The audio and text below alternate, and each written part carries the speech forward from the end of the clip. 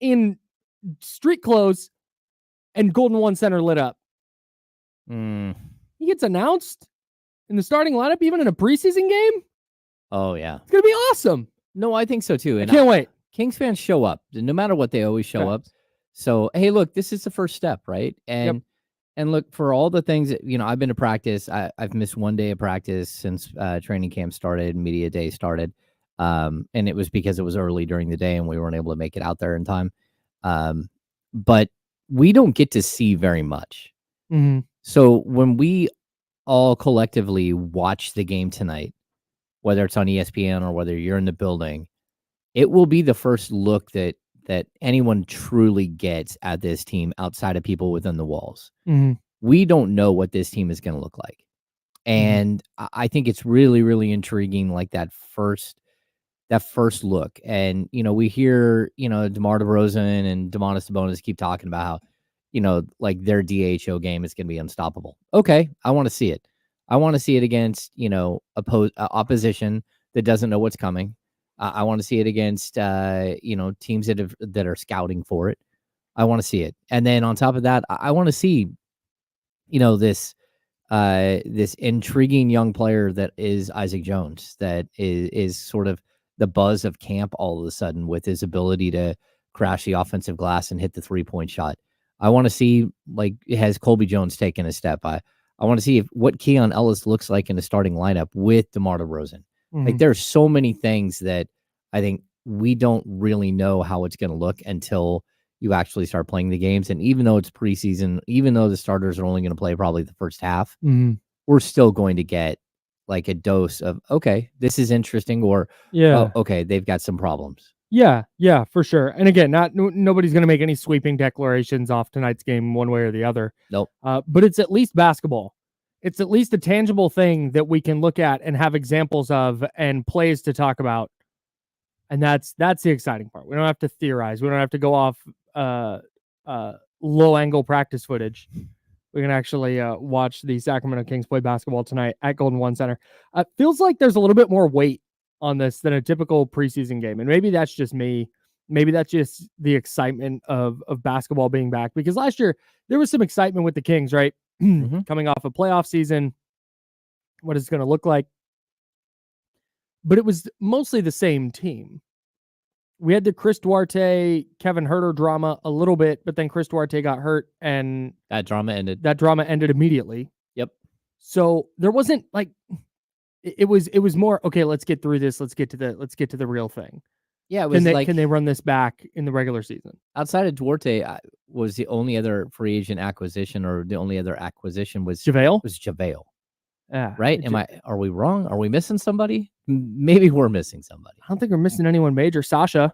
Oh, Sasha. Yeah. Okay. But even still, when we talked about Sasha last year, it was like, man, hey, the maximized version, man, could he give you 15 good minutes a night? It wasn't the DeMar DeRozan of it. It wasn't, hey, Keon Ellis and the strides he made at the end of last year, especially on the defensive end. Oh, there's just going to be a new starting two guard this year. How does that look over an 82 game season? Does he hold on to that starting job once Kevin Huerter's back? And that's what stings. I don't want to say it stings, but you would love to see a full version of this roster right now. Where, hey, Devin Carter's where does Devin Carter fit? Or how does Trey Lyles work with DeMar DeRozan? Right. Yeah. Is there really a battle between Kevin Huerter and Keon Ellis? Like, what does Kevin Huerter look like running with the second unit? Like, those are all storylines we're missing that we'll, get to see kind of throughout the year. But still, just the DeMar DeRozan of it all. Yep. Is enough to get me excited. Plus, it's the Warriors. And that's always going to be as long as both teams are at least in the conversation, that's always going to be fun with the Warriors right down to 80 there. So that's why I think the DeMar DeRozan of it, the fact that it's Golden State, it just on ESPN, it feels heavier than normal. It feels they were playing the Jazz, and it wasn't on national TV, and they ran it back with the same roster. It wouldn't. Yeah, it would just kind of be like blase. When does October, was it 24th is the opener? Yeah. Like, when does October 24th get there? No, I think there is a ton of intrigue opening this season. And it's not, again, there isn't position battles, but it's like, how does it all work? because when you add like a major ingredient, Mm-hmm. you never know. You never know how it's going to work out. It could be like, oh, that's not good. Sure. Most likely, it's going to be like, oh, this is really intriguing, and this, we'll see how it works and how it's going to project over 82 games and all that stuff. But that first look at it, I think it's always like with fresh eyes, and so I'm excited to get that look, and also like when we talk about like Keegan Murray, like Keegan Murray is like, he looks jacked, right? I want to see what best shape of his life. Yeah, what that looks like on the court. Like, how does he move? Does he move differently? We haven't get to see enough of practice to see anything that would make you make a definitive thought on a player yet. And so I kind of want to see, it's all these little nuances of it that you really want to like kind of see in actuality. Yeah, if Keegan Murray goes out tonight and doesn't play well, we're not going to come in here tomorrow and go, wow, he bulked up too much. Like, it's not right. Nobody's making DeMar DeRozan goes 0 for 6. It's not going to be the sky's falling, right? That's not that. But on the other hand, how closely do you expect this to resemble what we'll see in the regular season? And let me explain that, because in the NFL, when there's a preseason game, let's say the starters happen to be playing, there's no thought that any offensive changes, any wrinkles to the scheme are going to be shown in the preseason. It's vanilla, right? That's the phrase du jour for any preseason game. It is vanilla offense versus vanilla defense. The defense might throw a couple of blitzes at you, but for the most part, they're going to sit back and cover 2 or cover 3, and they're just going to hang out. Do you expect that tonight, where we see a just really basic version of the Kings offense, where for the starters specifically, obviously the backups are in a little bit different spot where they're fighting for either a roster spot or a G League spot. But do you expect, when the Kings starters are on the floor, let's say the first 5 minutes of the game, do you think it's going to closely resemble what we'll see when the regular season begins here against Minnesota? Or is it going to be a vanilla version where it's like, hey, these guys are just getting out there and getting some basketball in, and the real thing will start in October and it'll look a lot different? Yeah. Okay. So I think the difference between football and basketball, like there's such a huge gap difference between what preseason looks like in the NBA versus what it looks like in the NFL. And NFL, it's a true tryout, right? You're trying out like the other 30 players, and usually giving players an opportunity. In the NBA, what we'll see tonight is we're going to see base package offense, base package defense, right? And we're going to see how those things hold up. But I also think that like basketball is such an instinctual sport that like if you have a connection with a player, you're not going to hold back and not do something like in a 2-man game because you don't want someone seeing it for regular season. It's almost like, when you're in a preseason football game and a quarterback rolls out, he's not going to check down to the easy guy every time because that's the easy play and he needs to make the easy play. Sometimes he goes, you know what? Testing things. I'm going up top, or you know what? I'm going to hit a laser beam across the field and see what happens. For sure. Because it doesn't really matter. So I think we're going to see a little bit of that tonight where sort of the basic, but also how players react to each other on the court.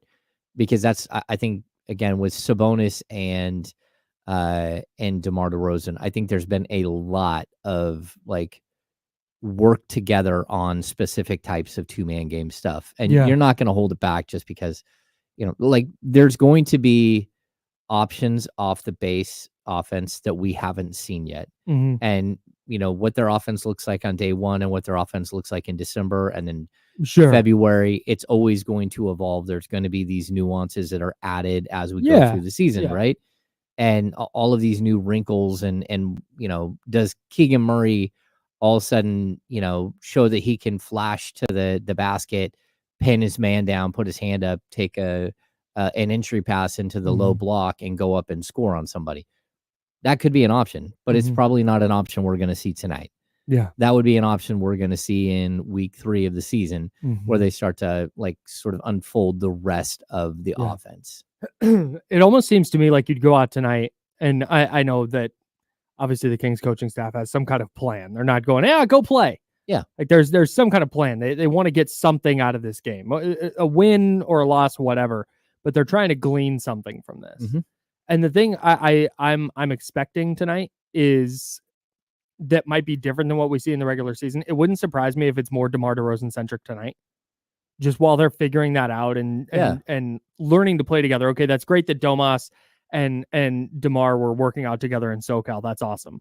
It's awesome that they've gotten to go against their G League guys in practice and work on it there. But what does it look like against an opponent? Yeah. Where the speed gets ratcheted up a little bit, the physicality gets ratcheted up a little bit. This is where the preseason gets super valuable. Where we heard Domas talk about it at his camp. We heard him talking about learning how to play around DeMar. Mm-hmm. It's like this is where you can learn that. I wouldn't mind tonight if it's just DeMar DeRozan's primary ball handler on every play. And then maybe next game it's okay, he's going to play off the ball. We're going to see how that works. Yeah. And just trying to figure those things out. So that way you can hit the ground running as much as possible with him in the regular season. There's going to be adjustments. There's going to be tweaks. Yeah, like you said, as defenses adjust and there's that push pull and the back and forth that goes on between teams all year. Yeah. But I expect it to be a little bit more DeMar DeRozan heavy tonight than in the regular season. Well, that and like, look, when you're going up against Golden State Warriors, like it's very specific. The Kings right now, when they're playing in the gym, there might be a couple of noisy players, right? Like Alex Len isn't a noisy player, but like Mason Jones is a noisy player. He talks a lot, but he also he's vocal on the defensive end and stuff. But for them, who is Domas going up against in practice? I don't think it's Alex Len most of the time. I think it's guys like Scal. It's guys before he got hurt, Orlando Robinson. It's like these other players. Mm-hmm. You're about to go up against one of the Kings fans can dislike Draymond Green all they want, but on the court, he's one of the best floor leaders on the defensive end that you're ever going to run into in the league. He's one of the most vocal and smart defensive players that you're going to run into. He will be directing traffic in a different way than the Kings have been, like the players the Kings are up against in practice every day. And that is where you really start to test this thing. Like, how is it going to look? It's one thing to, drive a Ferrari on a track that's, 4 left turns. It's a whole nother thing when you take it out on the street and, you go up Pacific Coast Highway.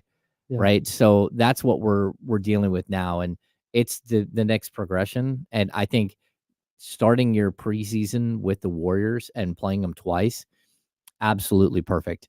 Because that dude's going to be calling out all kinds of things that you wish he wasn't calling out, but you need him to call out because that's what you Great need. point. Yeah. You need this guy. You need to play against a team like this, a veteran team that's played against you a ton, that has a lot of your play sets in their head, and you need to be able to adapt. It's going to be fascinating because we're doing the thing again where the Warriors and Kings have played each other a million times in their last few games. Yeah. So the obviously the play-in game where the Kings win 118-94 at Golden One Center, and then preseason game number 1 tonight. Yep. At Golden One, then at Chase Center on October 11th, on Friday, and then they don't play again until January 5th. That's wild. That's what? That never happens. That's crazy. Last year it was 3 times in the first 9 games. Yes. And then 1 time at the end of the season. Yes. And those 3 times in 9 games came after you played against them twice in preseason, so 5. And then you'd played against them in the playoffs. So you'd played a 7-game series there. And then leading into the playoffs, you'd played them. And so you had played the Warriors like 9 times or 11 times, 12 times over a course of 20 games, which was just like total oversaturation. But getting them right now, this is a perfect team.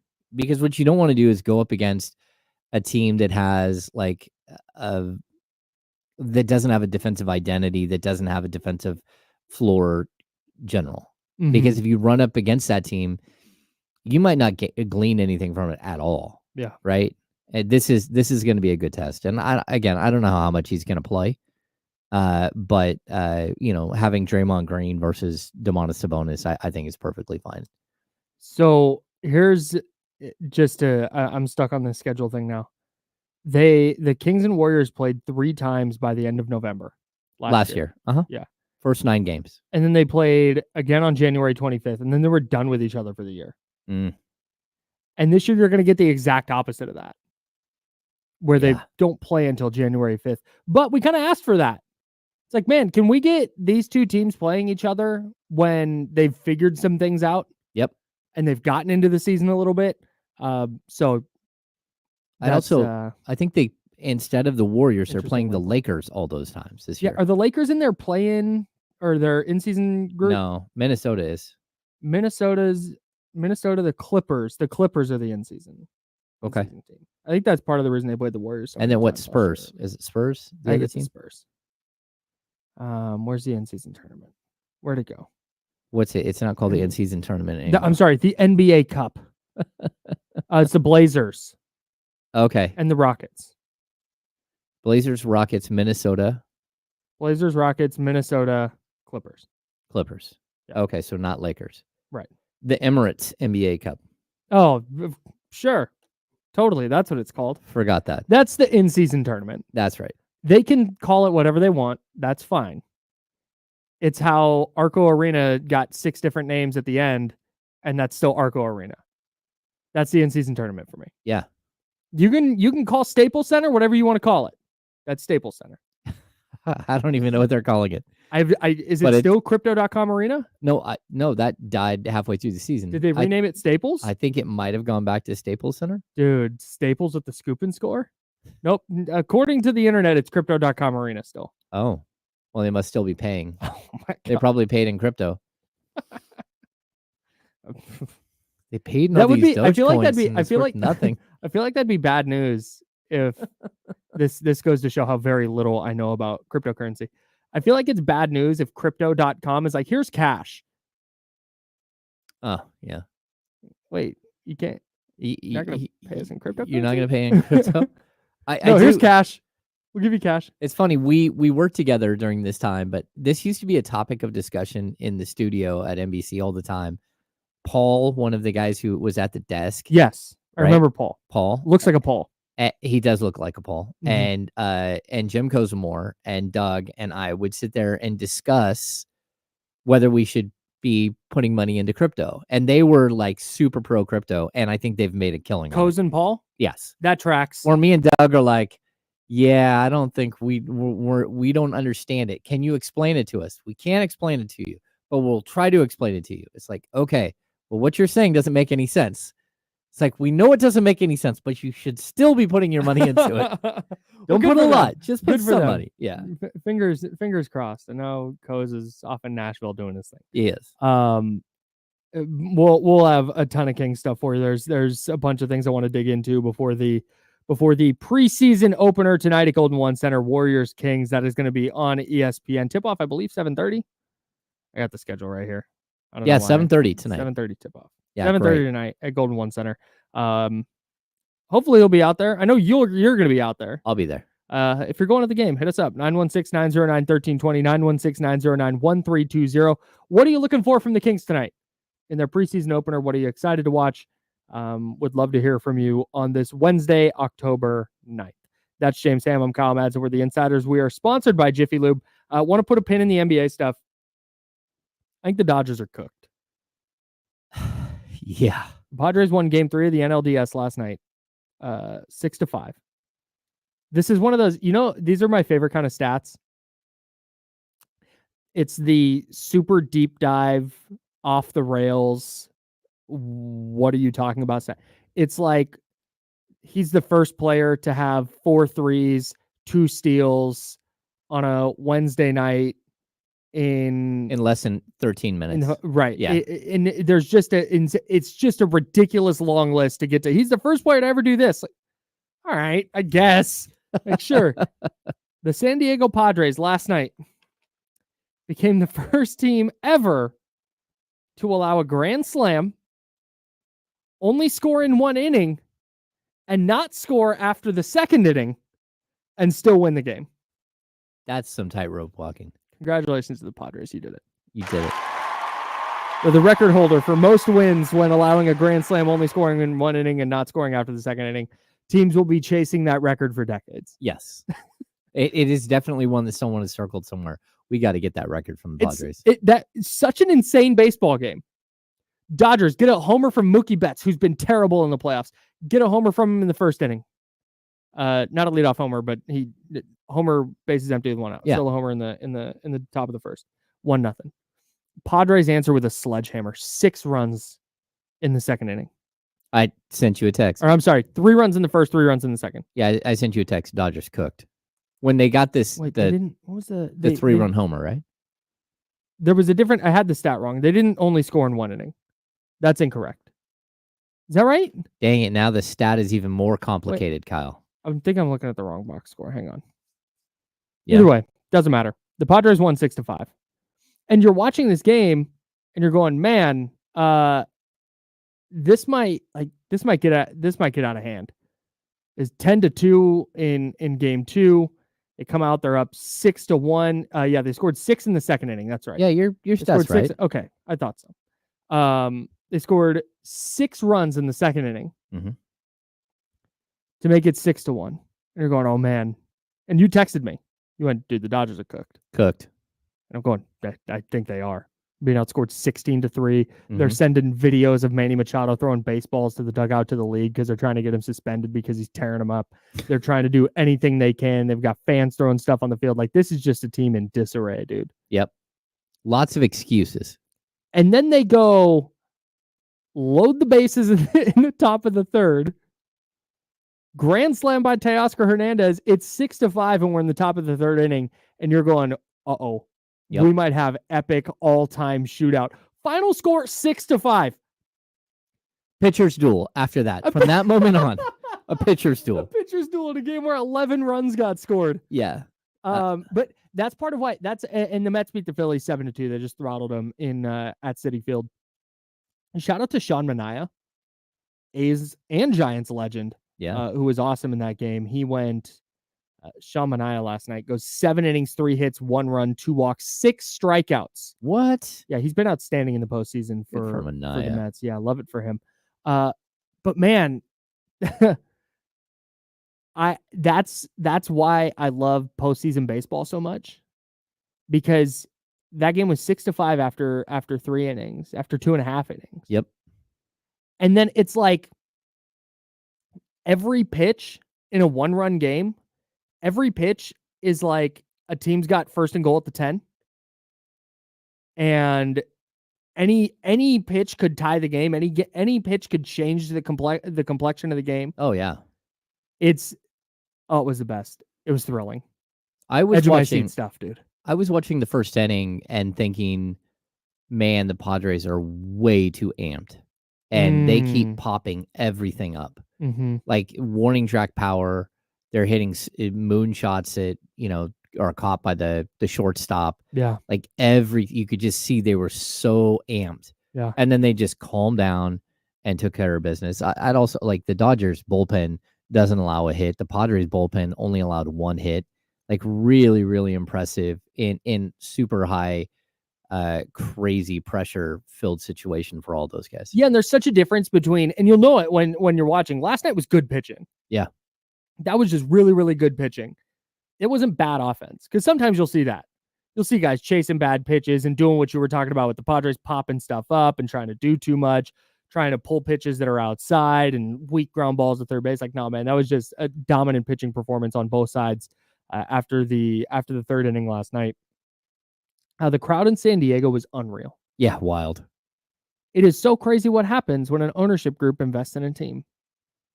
Yeah, I think it's crazy too, because the owner who helped build that and put all the money into it passed away. Yes, which is horribly tragic. But you could see that he was trying to win one on his way out, and they didn't get there. But now you're sort of reaping the what he had built. Yeah, and it's really cool to see.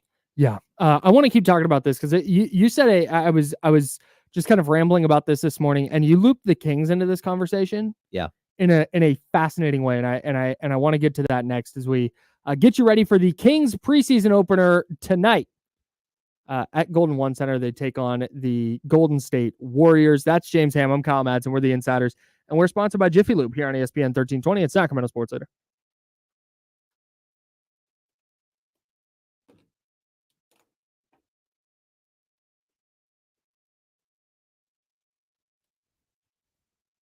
What's happening, Chatty House?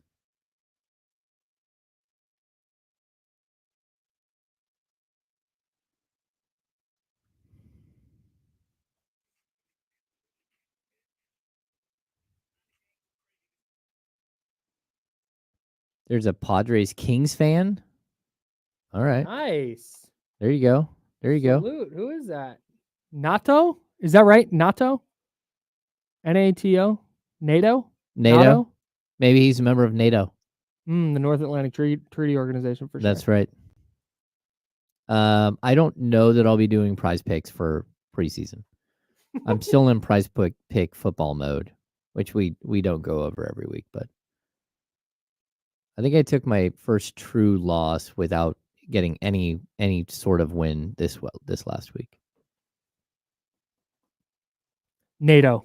It is pronounced NATO. What's up, NATO? Shouts, salutes. There we go. Well, what are you gonna do? You know? Oh, this is facts. The Padres gained an entire fan base just by facing the Dodgers. Yeah. It is, dude, I adore the Giants-Dodgers rivalry. Save for the very obvious tragedy that occurred at the parking lot in Dodger Stadium. But that, to me, isn't part of the rivalry. That was people who were not Dodger fans. They were there looking for a fight. Mm-hmm. The back and forth between true dyed-in-the-wool Giants fans and Dodgers fans is just... it's peak sports fandom. And I love being a mostly neutral observer. It's yeah. No, it's fun to watch, isn't it? That crowd last night was wild. Oh my god, they're so good. But you can have a wild crowd and everyone's having a good time and not be what it was at Dodger Stadium. That's like, okay, so look, the Padres crowd last night. Mm-hmm. This is how I view it. And this might be my biases or whatever, but when a Phillies crowd is like, or a Mets crowd is like rocking, which the Mets were last night. Mm-hmm. When those crowds are like rocking, I want, if I was the opposing team or if I was a fan of the opposing team, I would not want to be there. Like I would not, it's like, ooh, this is not going to be pleasant. But it feels like the Padres, if I was there last night, it might be a little different with the Dodgers because it's such a like blood feud. But if they were playing the Mets and I was a Mets fan at Dodger Stadium, or at Petco Park, I don't think I would feel like, oh man, I might get in a fight tonight. I'd just be like, dang, I'm on the wrong side of this party. Yeah, it does feel like everyone there in San Diego they just like go to UC San Diego and San Diego State. It's just literally like one giant frat party. Yes. Yeah. It's just a great time. Yeah. I did think it was funny. They were doing the Seven Nation Army chant. Is that what they were doing? I always get the chants mixed up. They were doing what's the Demonis Sabonis chant? Oh, that don't. Yeah, is that Seven Nation Army? Yeah, I think so. Okay, so if it is, they were doing that, and they did like the entire crowd. It was so loud, and then Fox cuts to a section of fans, and none of them doing the chant. You're on the only section in the whole place. That's wild. Yeah, it was Seven Nation Army. All right, there we go. They did have a Blink 182 moment though, right? Because Tom DeLonge's there. Yeah, he's there. Yeah. Which is a really cool thing. If just if your seventh inning stretch thing is everybody singing all the small things, like that's funny for sure. John Pohl's getting inappropriate in the chat. Hey, he's not. I didn't realize that Brian Stowe was in a coma for 9 months. Yeah, bro. It was bad. Like, that is wild. He had to relearn how to walk, talk, and write. Yeah, dude. Here we go.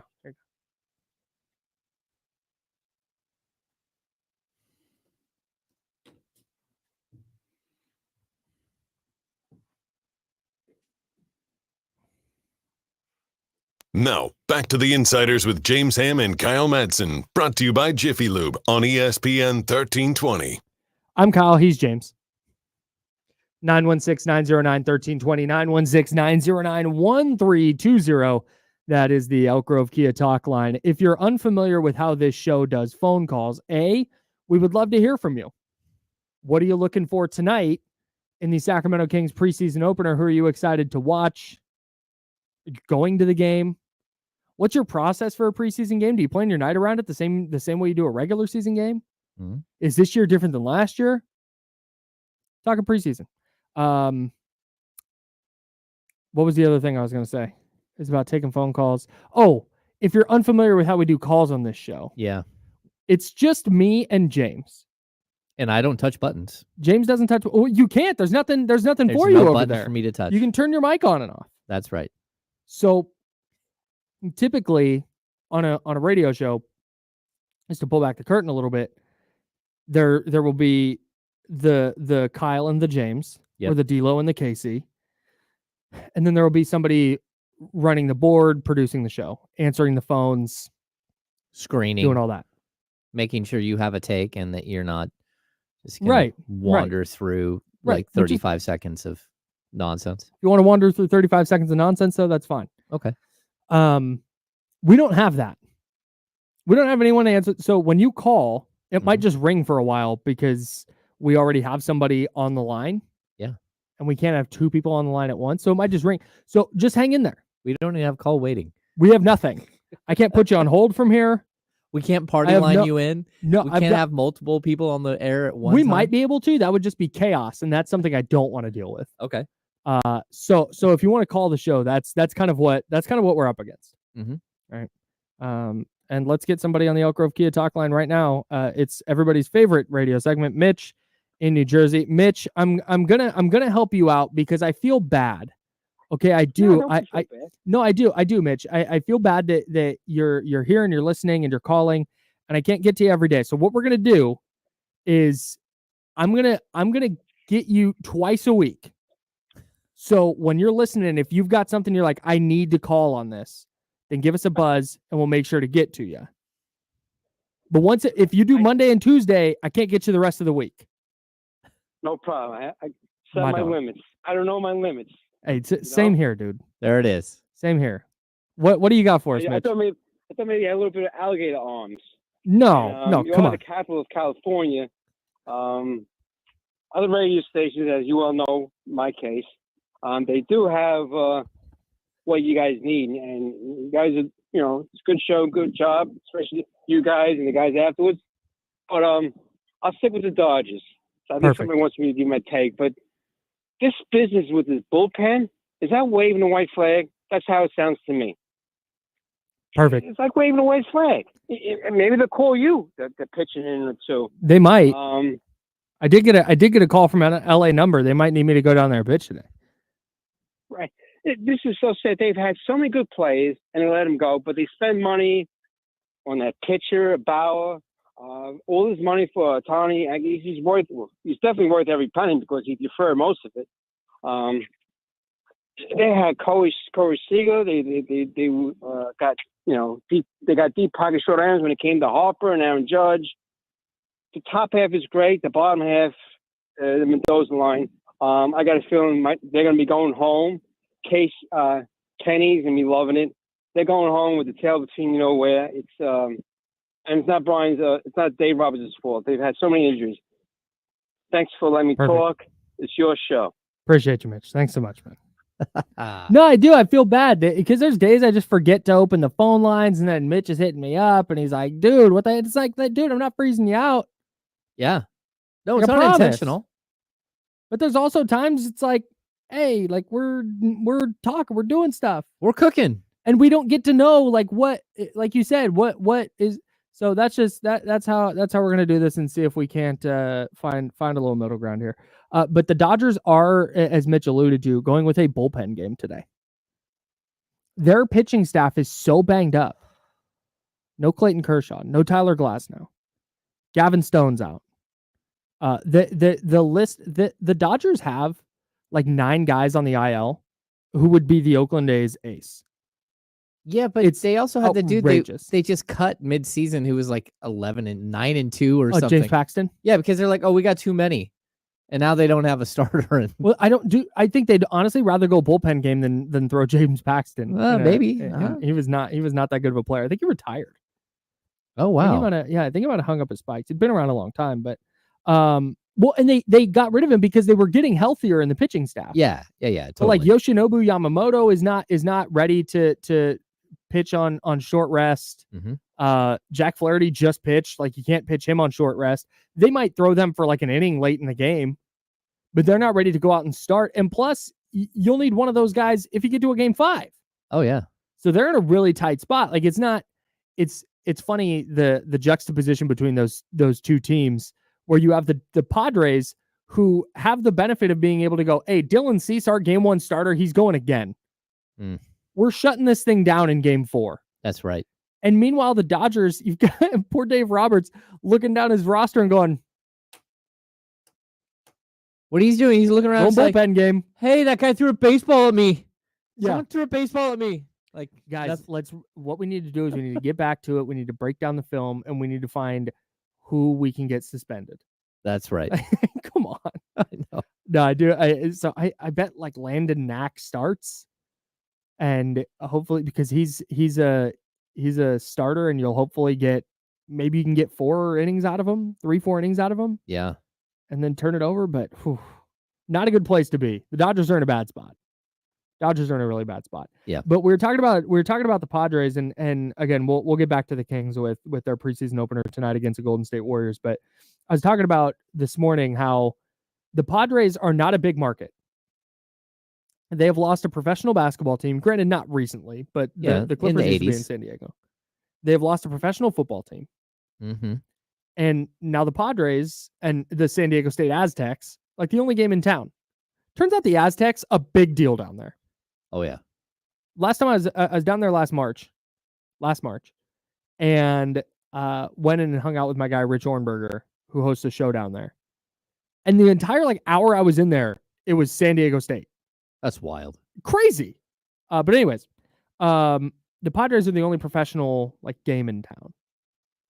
And instead of putting their tail between their legs and going, oh, we're small market, they sign Fernando Tatis Jr. long-term. Mm-hmm. They bring in Xander Bogaerts. They bring in Manny Machado. They spend money on pitchers. They've built this awesome pitching staff. They've put money into their player development.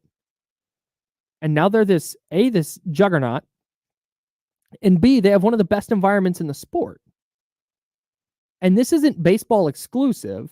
This is what every fan base will scream from the mountaintops, whether it's the Sacramento Kings, the San Diego Padres, the Memphis Grizzlies, the Atlanta Hawks, or the Cincinnati Bengals. If you invest in this team, if you give us a reason to make this the craziest environment in sports, we'll go do it. Mm-hmm. And if you don't, you're going to get people checking out. Like, hey, you're not going to invest your time and money, then neither am I. And I think that San Diego and the Padres are a prime example of what happens when an ownership group goes, hey, you know what? We believe in this fan base. We believe in this team. We believe that if we invest money into it, we're going to get a better ROI than if we go, yeah, hey, we'll just put the bare minimum out there and we'll take the revenue sharing and call it good. Yeah. No, I think, look, I've covered a Sacramento Kings team that, switched ownerships midstream, while I've been covering the team. And the Maloofs, they ran out of money and they couldn't afford to be, an owner of an NBA team anymore, right?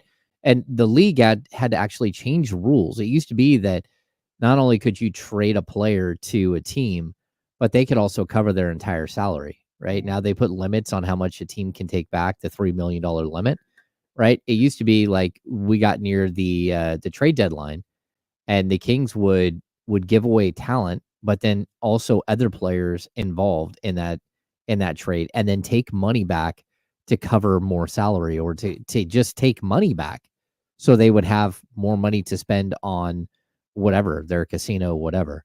It was bad business. And then even when the Kings first moved here, I mean, Jerry Reynolds has told this story. I think even on the air here on ESPN 1320, but the Kings had a trade. Jerry Reynolds had a trade set up in the 90s where he was trading Lionel Simmons for Detlef Shrimp. And ownership said no. And he said, why? And they're like, because we can't afford to pay Detlef Schrempf the money he's going to make. And he's like, but you can't afford not to. Like, we're bad. Mm-hmm. And he was looking to have like 2 all-stars in Mm-hmm. Mitch Richmond and Detlef Schrempf for years, like Yeah, 5-6 year nice little deals combo. at that point, right? Mm-hmm. And ownership shut it down. And that was a long time ago, right? And I know that now, like the Kings, they're right at the luxury tax. And I know a lot of people out there have wanted the Kings to spend way over and just push the envelope. But that's not the best way to build a team. The best way to build a team is to have your team organically get better.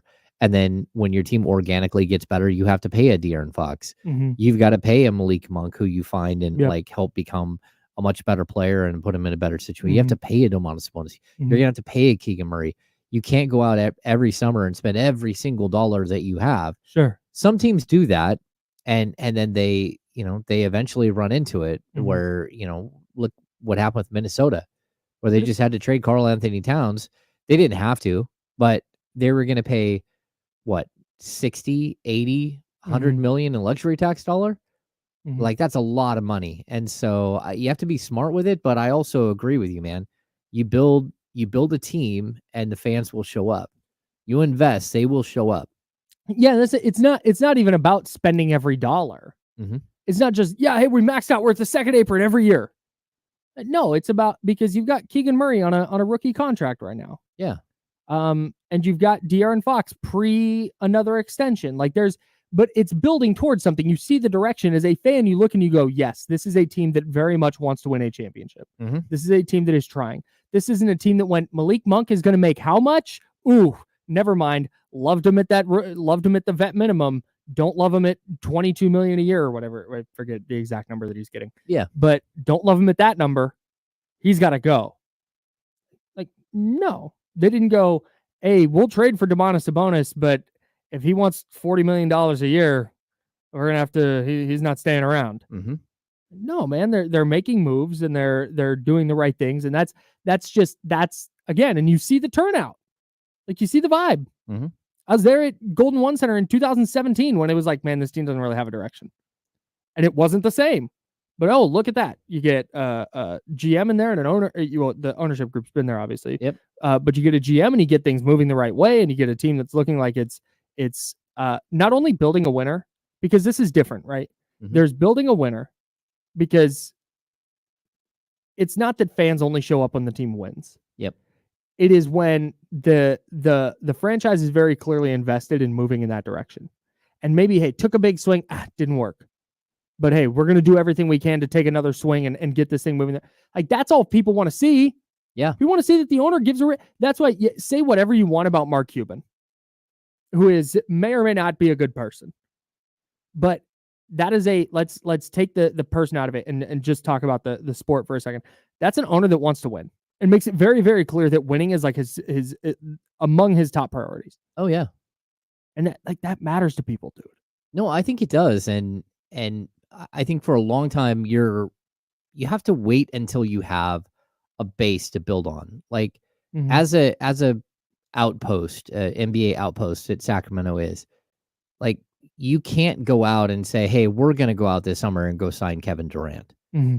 He's not coming here. Right. It's not happening. The fact Sure. that DeMar DeRozan just decided to come to Sacramento is like one of the biggest coups in Sacramento Kings in the 40 years of them being in Sacramento. Mm-hmm. It doesn't happen. You don't get that level of player here ever to sign, even if it's a sign and trade and all that stuff. But he had to say yes to Sacramento. And so I think it's really interesting to watch. Like, again, you want to push all your chips in, but you have to push your chips in on a good hand. Mm-hmm. You don't just push your chips in because you got a bunch of chips. Yeah. No, you're pushing chips in because you've got a good hand or because you have a position where you can bully, Mm-hmm. right? Well, the Kings haven't been in that position. Mm-hmm. Like, putting all the chips in when you got like 9 first and second year players, that doesn't work. Like, if there was a move over the last 5 years that would have like put them way over the top and it would have cost them a luxury tax and maybe a second apron, I think the Kings would have done it. But you have to look at the cost analysis of every player. Like, if you're going to trade for OG Anunoby and you know that he wants $230 million and he plays 60 games a year, what are you doing? Like the Knicks, go ahead. You can do that. You're the Mhm. Knicks. You print money. Mhm. You're the Big Apple. You can Mhm. charge whatever you want for your tickets. The Knicks have been bad for a long time.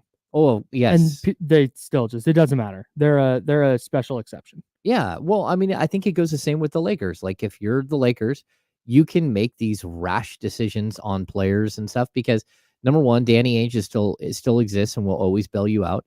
And number two, like it's just you're LA and you're always going to be a draw. And Mhm. so with Sacramento, it has to be calculated. And when you miss on a Dwayne Dedman or when you miss Mhm. on a George Hill or you miss even on a Rashawn Holmes, you have to get out from underneath that contract at whatever it takes to do it. You got to do it because if not, like you don't have the flexibility as a franchise to progress if you don't. So Mhm. I don't know. I think like the Kings have done a good job of actually investing. We're seeing what's happening with Malik Monk coming back for another year. Mhm. We've seen them get the big extension for Domas. We know the big extension from De'Aaron Fox is coming next summer. We just don't know if it's going to be 35% or 30% of the cap, whatever it's going to be. It's going to be a lot. Mhm. But every single one of these moves, you have to look at the long term and what does it mean for a guy like Keegan Murray and what does it mean? Keon Ellis just signed his couple of years and he's cheap right now, but eventually you're going to have to pay him or you're going to Mhm. have somebody else that's ready to play that position. So it's a never ending cycle. And I think the Kings have done a pretty good job of tightrope walking, Mhm. still getting NBA, like luxury tax shares Mhm. without like, if there was a moment where they had an opportunity to build the team, they Mhm. would have done it. I don't think that opportunity's been there until Yeah, now when they're starting to that's build. right. That's just it. Is they've reached a point now where it's taken a while to get here for sure. Probably a lot longer than people wanted to. Yeah. But they're at the point now where that move has to let me rephrase this. Maybe there's just a title contender this year. I'm not there, but maybe. Okay. Like things happen during a season and maybe they get to the trade deadline. You know, like, wow, what a team. But maybe they get to the trade deadline and there's a really good player available that they think with the right trade, they can acquire that player and put themselves into that conversation, into the championship conversation. Mm-hmm. And it's going to push them into the first apron or the second apron. And if you get that, like, if that, again, I know there's a lot of hypotheticals going on here. Yeah. But if you reach that point, like to me, now you have to make that move. And this gets back to this goes for Vivek and every other owner in sports in a league with a cap. Yep. If you're not willing to make that move and go into that second apron in the NBA's case, Yep. what are we doing here? Oh no, totally. If you believe that, okay, hey, second apron, and it doesn't always have to be second apron equals championship contender. Like it doesn't, you can build a title contender without getting there. But again, a lot of hypotheticals playing out here. I think if that's kind of the key here, and it's one of the questions that we've not seen answered yet is, are the Kings willing to do that? Mm-hmm. I have no idea. I would think so. I think Vivek wants to win. Well, technically they can't because they're hard capped. Sure, yeah, at the first apron, right? This year they are. Yeah. But that's a good point. But moving forward, if they reach a point where they got to go into the second apron, but we're gonna get I don't know, pick your favorite all-star. Yeah. For a trade that doesn't make the team worse and is actually going to make them better. And I that's a question that we've yet to see answered. No, I agree. We haven't seen it answered, but I also would point to even the DeRozan deal where you're thinking, okay, this is a lot of money, but you can see the dollar amounts that they were playing with, and they're looking at the first apron and they're looking at the luxury tax and they're trying to judge how we can build a team without like going way into the luxury tax. Mm-hmm. And again, if there's a way to make that move, I think they would. We haven't seen it, but yeah, but that opportunity, I don't believe has been there. Like again, when they have the way, if you're a team like Sacramento, the way you have to build your team is you cannot miss in the draft. And when you hit in the draft, you have to take full advantage of that. And sometimes that means taking full advantage is finding a guy at number 12, having him look like an all-star when he's young, and trading him for an all-star center, and you know, building a team that way, finding the right pieces. Like, there are different ways to do it, but the draft is so much more important for a team like Oklahoma City, for a team like Utah, for a team like Portland, a team like Sacramento. It is so much more important because they are not a draw for free agency. They have a really difficult time building their team that way. And when these superstar deals come up, you don't hear the Kings. You can hear the Kings mentioned as a potential, but the fact is it never ends up with them coming to Sacramento. They don't, because players choose where they want to go, even players that are asking for trades and stuff, because what they'll do is they'll just go somewhere else and then ask for another trade. So yeah, it's complicated, but I don't think that there was a way. I mean, there's a way they could have spent more money over the last 5 years, but for what?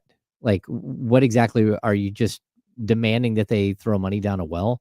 Yeah, I think you could probably, if you wanted to. We don't. I certainly don't want to. If you want to take this on, go for it. You could probably start to dismantle the last 5 years and go, okay, starting from scratch. Where were they in 2019? Yeah. And go, okay, well, they could have, and with the benefit of hindsight, going, well, they could have done X, Y, and Z and done this and that. But going into what I see, Rory in the chatty house said they hard capped themselves so they couldn't go above the luxury tax line. I don't know if he's pointing out my error earlier, because he said, "What are you talking about?" Well, I don't know if they hard capped just so that's they it. can't. That's it. I don't know if Rory's saying they did a sign and trade on purpose so they would be hard capped and couldn't go above that first apron. Yeah. But I don't think that's the case. No, I don't think it was like, well, we could sign DeMar DeRozan, or we could hard cap ourselves, get rid of Harrison Barnes, trade a draft pick. No, I don't think that's how that went. No, they were attempting like 2 or 3 other deals before the DeRozan deal came up. Okay. Like, whether they shifted gears at some point and said, hey, DeMar DeRozan is the guy. But at a certain point, they got to like, hey, we need to make an acquisition. And the guy that we're going to go acquire that is available, that would probably come here because he's looking for a new spot, is DeMar DeRozan. And that a sign and trade in the NBA, it hard caps you. Yes. And so I don't think it was an intentional move just to get hard capped at all. Yeah. I mean, that to me, that doesn't make any sense. And that may not be what Rory's saying. That's how I read it. But Yeah. he also could have been pointing out the error I made earlier, talking about certainly when they made that deal, the second apron, they got hard capped for sure, without any 1,000%. Yeah, and they're still like, and that was a thing I forgot about. Yeah, they're in between. They're right at the luxury tax, but below the first apron, so they still have money to play with. But again, it's not a lot. It's not a lot, and it's got to be the right type of player to fit in, and then on top of that, you might need some of that money.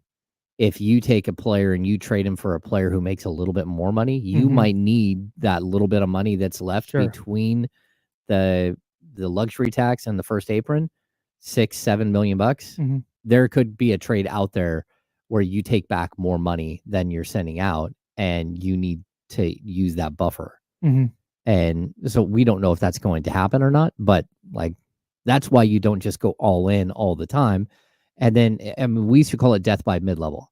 Like, the Sacramento Kings used to do this. Like, the mid-level exception was only $5 million, right? But when you go out and you sign Mikey Moore and you sign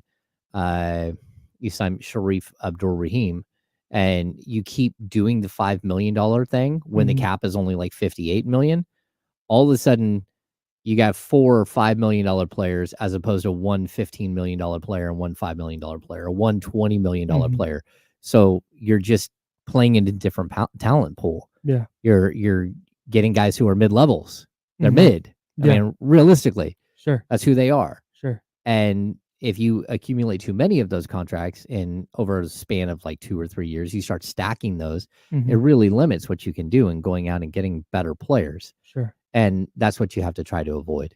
Let's keep talking about this. I got a couple of more questions, but we got to go pay some bills. So we'll do that. We'll keep talking. Kings team building ahead of their preseason opener tonight against the Warriors. And then a couple of quick NFL thoughts coming up in the second hour as well. That's James Ham. I'm Kyle Madsen. We're the Insiders. And we're sponsored by Jiffy Lube here on ESPN 1320 at Sacramento Sports Center. Yeah. Is that right?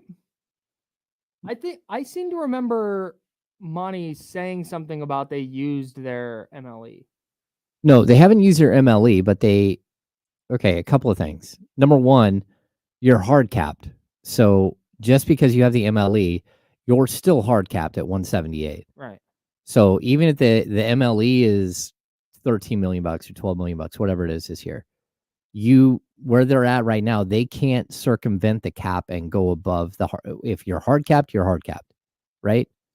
So that's a problem. You can use part of the MLE for sure, but then here's it again. It's more complicated. First of all, you can use the MLE to trade, right? We know that, right? And you can use the MLE to make a trade all the way up until the trade deadline. So just because you haven't used the MLE today doesn't mean that you can't use the MLE. You can't absorb a $6 million player at the trade deadline, because you can. That's the MLE is, and again, you can actually clear space between now and February where the MLE might come into play more. They could do a deal where, let's say they take Kevin Herter's $18 million and $4 million of Jalen McDaniel, the $22 million, but they only take back a $16 million player. And then all of a sudden they flip. And as opposed to being a team that's taking on more money, they take on less money in a trade. Now you can create more space underneath the hard cap and use the MLE. So again, it's not like, it's almost like a lot of people feel like you got $100 to spend and it's, the first day of the month and you got to go grocery shopping and you got to spend every single bit of your $100 today. Sometimes it's okay to save $25 of that money and say, just in case I have a rainy day, or just in case I want to go out to dinner on the 20th of the month. You don't have to spend all of your money today, and you have all the way up until February to make moves to, improve your roster. And you need all of these variables in order to do that. I think one of the other things too is the type of player. In fact, you know what? I'm gonna say this.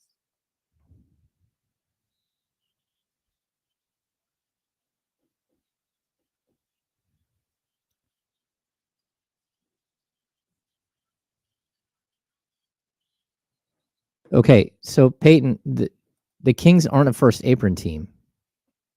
That's if you go above the first apron, they don't have to figure all that out right now. So they can aggregate and take less money back because they're hard capped, but they're not at the apron.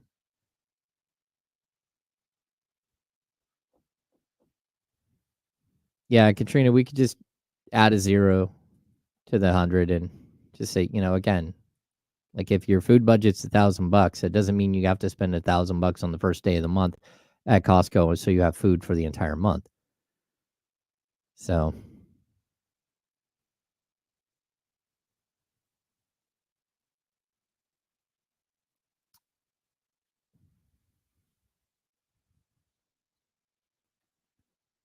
yeah, they might be limited who they can trade with, but again, a team that's going to be able to take back a bunch more salary than goes out is usually a team that's looking for assets and is a team that's under the aprons and all that stuff anyways. Here we go.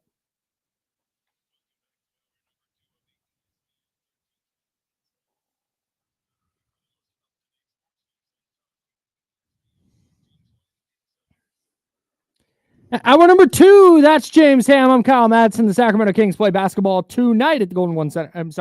At Golden One Center against the Golden State Warriors. That game will be on ESPN. Tip-off is set for 7:30. Talking some about the game. Talking about the Kings team building right now, though. He's James Ham. I'm Kyle Madsen. Jiffy Lube sponsors the program. We're hanging out with you until noon. Then we'll hand it off to D'Lo and KC. I appreciate everybody listening on the radio on 1320 AM. Everybody on the free Odyssey app. And, of course, salute to everybody watching on twitch.tv/ESPN1320 and youtube.com/ESPN1320. Whether you're in the chatty house or not, we appreciate you very much. And a salute to the chatty house as well. jumping in on the conversation. So we've been talking about the Kings and their spending and how they built this team out and their options with their little bit of wiggle room with the hard cap at the first apron. I think one of the things this offseason that comes into play a little bit, and I think this honestly it comes into play every offseason, is we can sit here all we want and go, they need a Herb Jones type. Mm-hmm. They need a pick your favorite tall, rangy defender who can knock down threes, right? Mm-hmm. They need that type of player. The deal is, though, every team needs that type of player, and those guys aren't just cheap. You're not going to find, like, the Herb Jones of the world are not going to turn into Tyus Jones, where they're a really good, valuable contributor who goes for a vet minimum contract. Yeah, like those guys are always going to get paid, and so there are. I have quibbles with the way I might have quibbles with the way the Kings have gone about this a little bit, but I don't have any major issues outside of or with kind of how they've gone about this. You can, I mean, can they trade for Cam Johnson? Like, sure, but is that a franchise altering move? Like, yeah, he's okay. Go get another $18 million player, I guess. And I think the idea of Cam Johnson is probably better than actual Cam Johnson. Yeah. He's a good player, but I don't know that what it would have taken to acquire Cam Johnson to get, like, makes you that much better, right? It's like he's a free agent who you could have had for $5 million a year and they just passed because they didn't want to be in the first apron or whatever. Yeah. Like, so that's kind of where I don't like, and you've mentioned this before, Tyus Jones, the Kings might have called Tyus Jones. Kings might have been like, hey, we'd love to have a really high quality third guard. Yeah. And Tyus Jones might have gone, actually, I'm going to go play for the Suns where I'm going to start. Yeah, exactly. I've seen Cam Johnson's name come up a couple of times here, but okay, I guess Dorian Finney-Smith, like that's moving the needle big time for you. Okay, when you talk about Tyus Jones too, like, look, Tyus Jones went into free agency hoping to make probably $15 million a year. Yeah, I thought he was getting paid. So early in free agency, his agent's out there telling people he wants a 4-year $60 or a 3-year $40 million, whatever it was. I don't know what the dollar amount was. What he didn't think is that the market was going to dry up and he was going to be stuck taking a league minimum deal. Mm-hmm. And in the meantime, while he's out there, his agent's out there telling people what dollar amount he wants, whether it's 10 or it's 15 or it's $20 million a year, whatever it is, the Kings don't have that money. Mm-hmm. So they went to Jordan McLaughlin and said, hey, league minimum deal, let's lock it in. And he goes, okay. So you signed him in like the first 4 days of free agency, right? Mm-hmm. So now you know what your team is. And then Tyus Jones is out there trying to find his team. Mm-hmm. It takes like 4 weeks for Tyus Jones to finally get a job. Crazy. Which is, it is crazy, but it's because the money dried up and then he had to go somewhere where he was going to make substantially less money in order to try to rebuild his value on a great team, a potentially great team. Crazy. And have a starting job. So, like, all of these things are circumstantial. Like it doesn't always work out when you want something to work out. Mm-hmm. And that's, when you walk into free agency, you should have a list of players that you would like to talk to. And if some of those players you have to mark off your list because their demands are way too high, then that's what you have to do. Yeah. So, and then at some point, if you have swung and missed on a couple of other deals, and you're looking at a guy who averaged 24 points, 5 assists, and 5 rebounds last year, and it doesn't matter how old he is, he still is a big-time ball player. Mm-hmm. Sometimes you have to make that move, and you have to make that move even if it hard caps you. And then, again, if you have to make another move down the road, just because you made the DeMar DeRozan deal does not mean that you can't go out and make another deal down the road. Mm-hmm. You just have to be creative. And lastly, I would say this too. We talk about like these types of players that the Kings need. They are finally now to a point where you might look at a more of a specialist, a 3-and-D specialist, than a versatile player, right? For one of your reserve positions. So Trey Lyles has had a certain degree of value to them as like a jack of all trades, power forward / center. Yeah. Right. But there could come a point where the other players around Trey Lyles have gotten so good that you need more specialized players. And that's just like the dynamics of team building and how things change. How one year a guy can have a huge role and the next year he might not have the same role and he's still the same player, but you need someone who brings something different because the other players around him are different. Yeah. And so I just think it's a matter of like, it's always a moving target. And you're always trying to assemble something on the fly and hope that you did it right and then try to make adjustments as you go. And sometimes you can't make the adjustments that you want to make. Yeah. One of the things the Kings are going to have to do, you mentioned the draft. And this is one of the guys I'm watching tonight as we shift gears a little bit back to the Kings preseason opener against Golden State at Golden One Center tonight. A guy like Isaiah Crawford is the exact type of player to me that you want to bring in. Where he's 6'6", he's listed at 6'6", 220. Yep. He played 5 years of college basketball. Shot 39.3% from three in his career on 2.8 attempts a game. Over the last 3 years, he was, numbers are loading. He was at 72.8% from the free throw line and was the Conference USA Defensive Player of the Year last year. Mm-hmm. That's the kind of player to me. And that's where like last year when they were bringing in all these centers, it's like bring in players like this. Go get Isaac Jones, same kind of deal. He doesn't shoot it. He's more of a forward. He's a 6'9" type of guy, but good athlete. Averaged 1.1 blocks a game at Idaho and then Washington State the last 2 years. Mm-hmm. Averaged 17.2 points over those 2 years. Like that's the kind of, he can block shots and maybe score a little bit. Like those are the kind of guys that maybe they work out, maybe they don't. But if they work out, the Keon Ellis's of the world, that helps you fill in the margins of your roster without having to worry about going out and spending, even if it's $5-6 million. Yep. And that's what those two players specifically are guys I'm keeping a close eye on tonight. Well, I wanted to keep a close eye on those guys, but also the adult version of that is Terry Taylor. Yeah, good point. You know what I mean? Yeah. And so, yeah, there is a need to find that type of player and to have them be on a budget, right? So league minimum deals, and you have to remember league minimum deals, any player who's past their second year in the league, if you sign a guy to a league minimum deal, his money only counts as a second year player. So like Alex Len at $3.6 million bucks, cap wise, he only counts like 2.2 million. So it's a way of keeping veterans in the league and not just going to young players every single time. So for a guy like, again, playing on a two-way contract, like Isaiah Crawford is, there's a value in that, right? And as a team, you need to continuously look and search for these guys. And it's something that I think, again, the Houston Rockets used to do. They used to be one of the best at this, is finding guys like this. Yes. And it's something that Monty kind of grew up in the league doing. And, if you can continuously have a stockpile of young players who are developing and coming up on through your system, then you can afford to have the high end players, because you can't, for every Domantas Sabonis you have, for every De'Aaron Fox you have, you need a Keon Ellis salary. It's just kind of the way it works. Like you only have so much money to spend. Sometimes you need two of those guys for every one of the big guys. And so, they've got to be like super cautious with how they're building, but also understand that like a lot of these guys, they don't work out. And you're trying things. Sure. You're looking for 6'5.5" guy with a 7-foot wingspan. That'd be great. And you hope that he develops into, another Keon Ellis or another Bruce Brown, or, these types of players that are around the league that like have a tremendous amount of value to winning.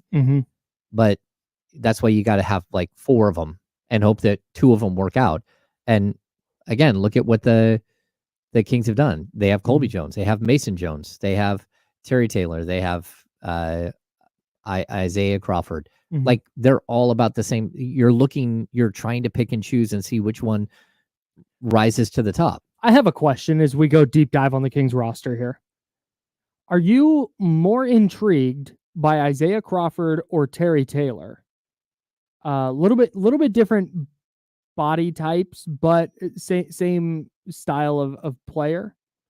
Crawford shoots it better for sure. But are you more intrigued by a player like Taylor, who's been in the league for a few years, or a player like Crawford, who is a total unknown at the NBA level? I want both. No, I mean, but That's not what I asked. But hear me out. I want one of those guys on a two-way contract that's an undrafted guy that might develop into something.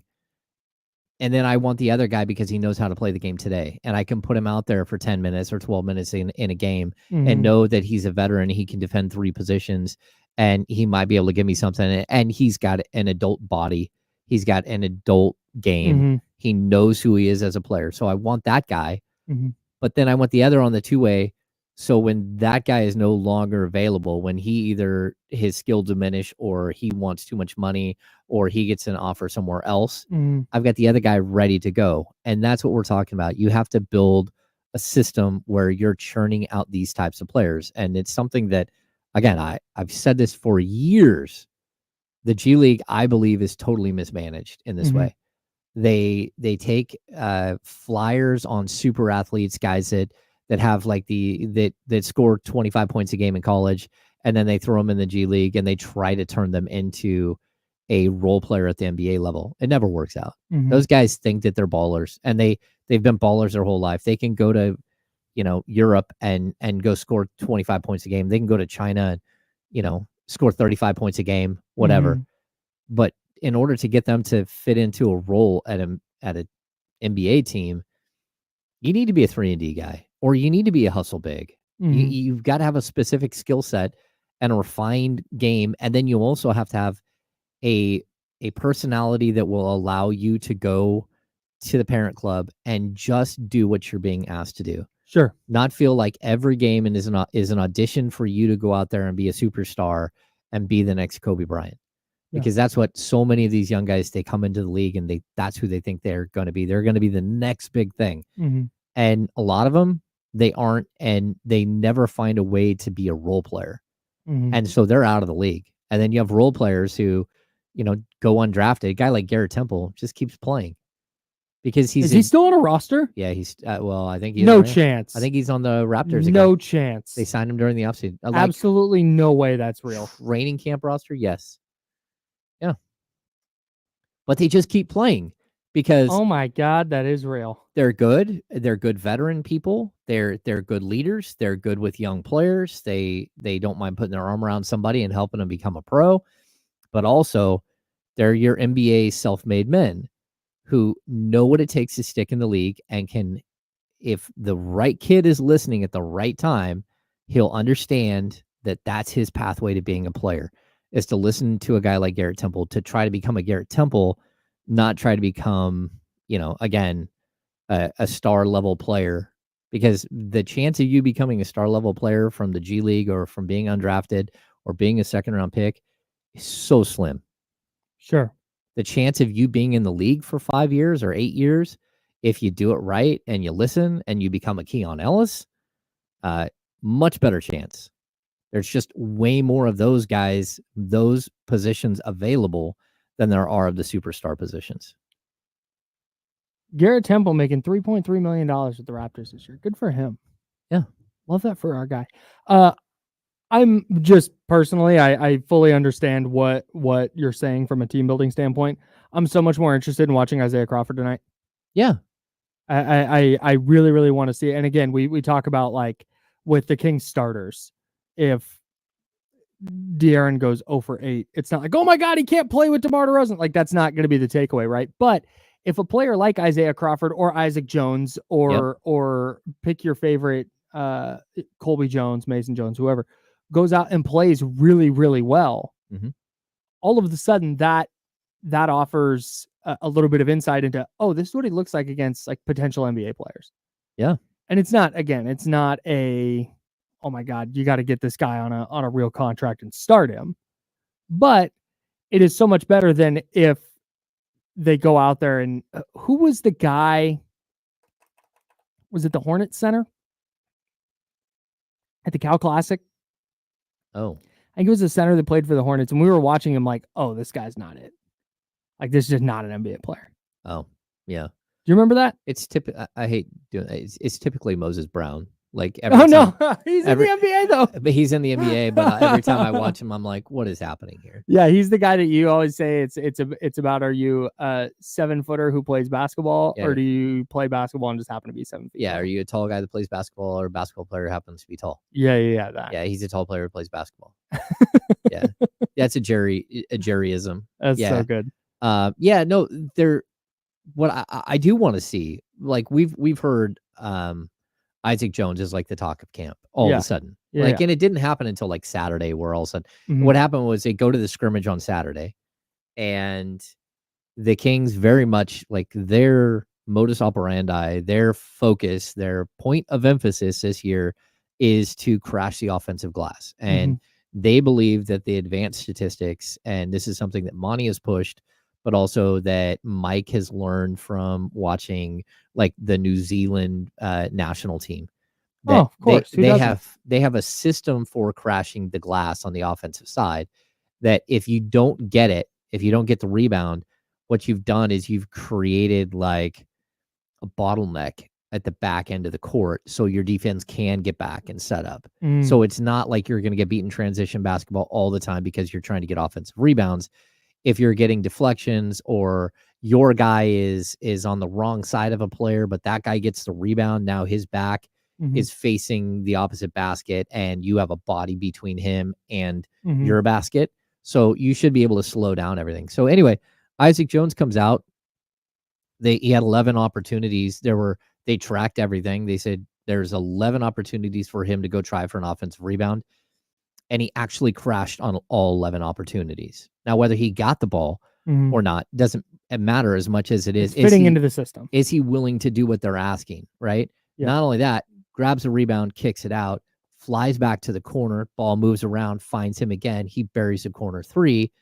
He hits 5 or 6 3-point shots in the scrimmage on Saturday. And the Kings are like, okay, wait a sec. And Kings fans everywhere are asking this exact, please, could you just sign a 6'8" guy with a 7'3" wingspan? They did. It's There he is. It's Isaac Jones. Now, whether he develops or not, we don't know.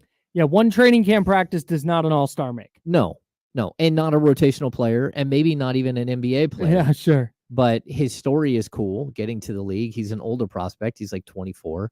He didn't take up basketball until way later. He ends up going to like a junior college because one of his buddies tried out for the junior league, the junior college, and they said, "Hey, if you can find us a guy who's 6'8", we'll give you a shot, but you got to bring someone else with you." And he goes and he gets his buddy and says, "Hey, I need you to come play with me because they said that like we might make the team." And he's like, "Okay." At Wenatchee? Yeah. So he goes, and next thing you know, he's on the cusp of being an NBA player, on the cusp of playing in a preseason game. Crazy. And so, yeah, these stories like this, they happen, but we don't know what it's going to be. And like, we're not putting a whole bunch of pressure as far as like, as someone in the media, I'm not writing this expansive piece on how Isaac Jones is going to save the Sacramento Kings. That's not fair. Yeah. So, but hey, like this is what you should be doing. If you're a franchise, you got a bunch of high paid players. You need to go find guys like this that maybe work themselves into the league, maybe become the next Nas Reed, maybe become a player like that, where you're like, hey, look, we found one too. Like Keon Ellis, he got compared by DeMar DeRozan to Alex Caruso. Sure. The other guy he gets compared to is Herb Jones because they played together in college. Yeah. But the Kings needed a Herb Jones so bad, and they may have stumbled upon him. Yeah. And all of a sudden you're looking at a guy who might be starting for the next 3 years at a league minimum contract, playing alongside a bunch of guys who make 20-something, 30-something, 40-something $1 million a year. I know it's a star-driven league, and the Kings are going to go as far as De'Aaron Fox and Domantas Sabonis and DeMar DeRozan take them. Like, no doubt. But at the same time, imagine this Kings roster and how we'd feel about it. This exact same team. Well, let's plug in a 6'8" Keon Ellis and another 6'6" Keon Ellis. Yeah. Again, that's just it. All of a sudden you look down the bench and you're like, man, like this is there's a lot of really effective players here. Yep. Let's say the maximized version of Isaac Jones let's just say he becomes the 6'8" Keon Ellis.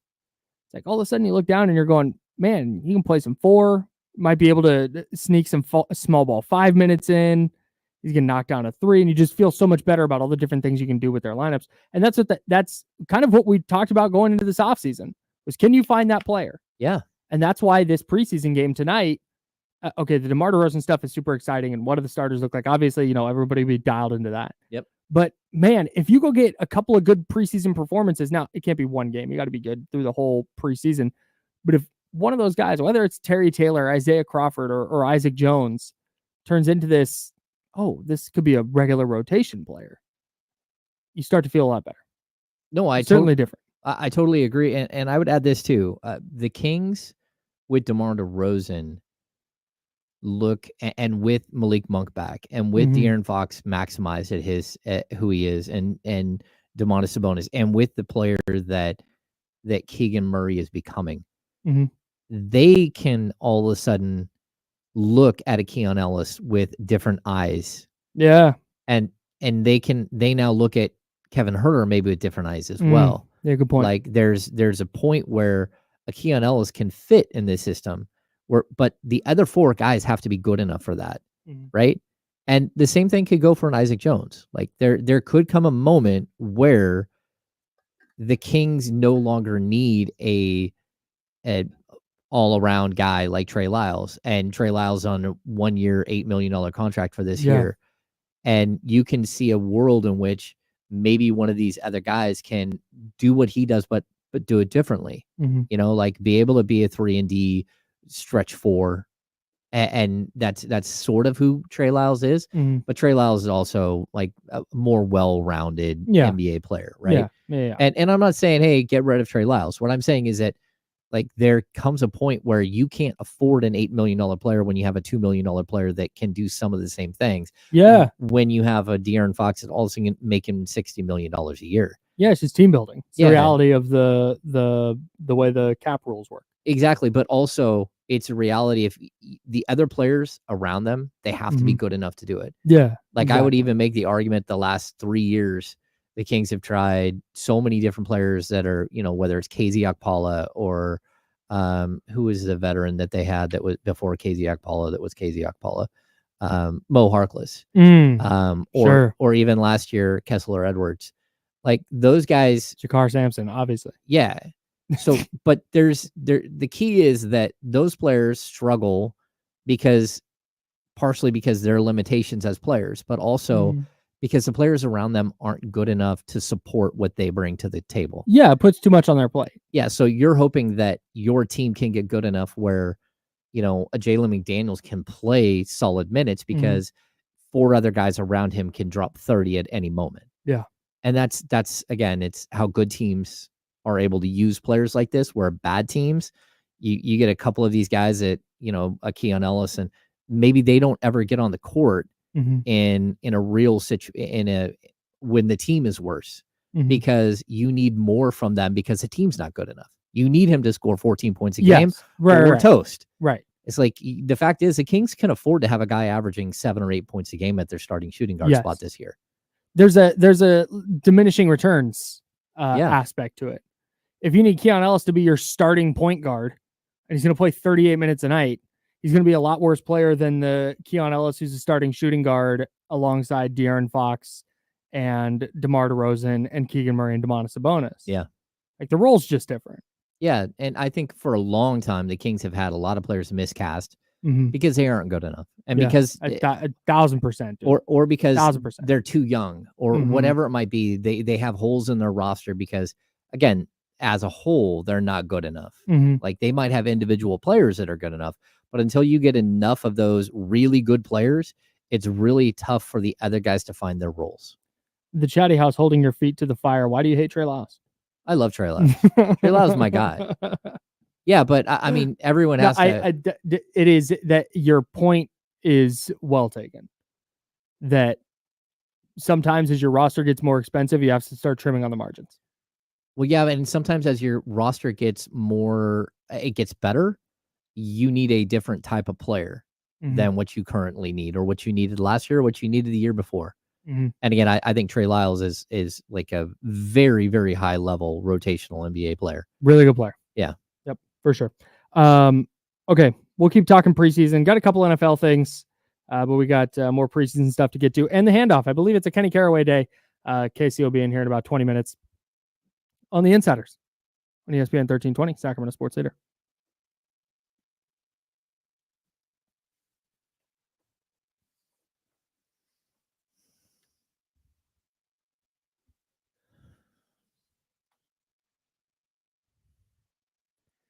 Hey, it's Kyle and James here to talk to you about Jiffy Lube. You know how much we love Jiffy Lube, and there's no reason to be scared this October. There's no reason to be scared of auto maintenance anyway. That's right. No reason to be scared, Sure. but not of auto maintenance, not of going into Jiffy Lube, because your local Jiffy Lube has just the treats you need without all the tricks. They've got fast oil changes, wiper blades for the upcoming raining season.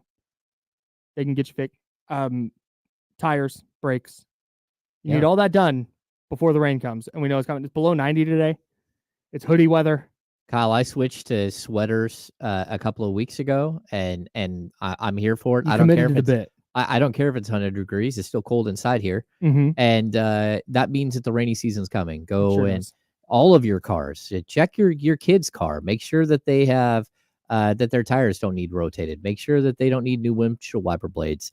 Jiffy Lube has been serving the greater Sacramento area since 1984. They've got over 30 locations. They are one of the highest rated auto maintenance providers in the area. Go check their Google ratings yourself. They're absolutely good at their job, and your car needs love. And the best part is most of their locations are open from 7:30 a.m. to 6 p.m. So you got that window before work. You've got a little window after work, just in case you're in a spot. You're like, nope, I got a hard 9 to 5 job. Or all right, well, get in there early or get in there in the evening. They're going to be open for you at Jiffy Lube. That's right. So visit jiffylube.com to find a location near you and valuable coupons to save money as well. jiffylube.com.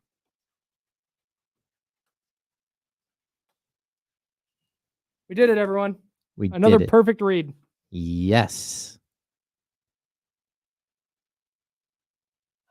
Yeah, I think people are like misunderstanding. I'm talking about like advanced team building, and Trey Lyles is like, again, I have conversations all the time with Trey Lyles. I think he's a good dude, and I think he's really good for this team. But as your team changes, these things happen. Like here's the example I would give. When Chris Webber got hurt, May 8, 2003, the Kings went out in that offseason. They traded Hito Turkoglu and Scott Pollard in a sign and trade for Brad Miller. And it's because their team changed. And they no longer, they needed those guys. They needed Hito and they needed Scott Pollard. But what they needed is a 35-minute a game starter more than that, and a guy that could pass. And as opposed to Scott Pollard being like a beast who could rebound and defend and, punch people in the face, they needed a guy who played more like Weber as a passer. And so your team changes and you have to roll with the punches, and the dynamics of a team change. And that's what I'm talking about. It's not that, like, I think there's a moment where the Kings need a 3-and-D specialist at the power forward spot coming off the bench more than they need a jack of all trades type big man. And maybe I'm wrong, and maybe they don't need that. Maybe they won't get to that point, or where they won't have a player that they can actually do what I'm saying, So like I'm not putting anything on Isaac Jones yet to be some sort of player.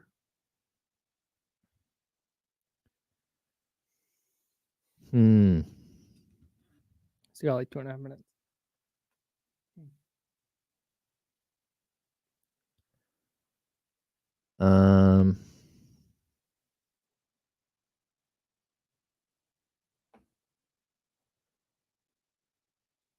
I haven't seen this. I have not been looking, though. Like, we've been doing a show. As of yesterday, no. As of this morning, no.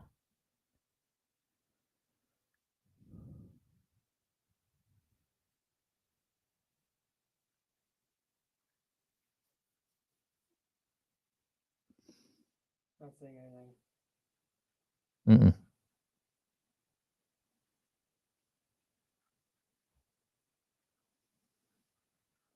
I believe that. Yeah, there are some names in the remaining free agents list. Yeah. Markel Fultz, Dennis Smith Jr., Victor Oladipo, Yep. Reggie Bullock. I thought Reggie Bullock had signed somewhere. I might have this tweet might be old. No, it says October 8th. I could have sworn Reggie Bullock was on the Rockets, but maybe it was that day that I was looking at their previous year roster. Yeah. Rocco he's back at the Sixers, right? No, he's a free agent too. Mm-hmm. Holy crap. Yeah, but 35, 34. 33. Reggie Bullock, also 33. Also a free agent. Rocco turns 34 in December. Yeah, there we go. Yeah, but diminishing returns the last few years. First of all, love JaVale McGee. Second of all, yeah, who am I gonna make my nemesis? Oh, also the Hornet center I was talking about was not it was during the California Classic. Yeah. It was just clearly a dude who didn't have the NBA chops. Okay, so this is what we've been talking about. Like Markel, how is Markel Fultz? Let's do this right now. Okay.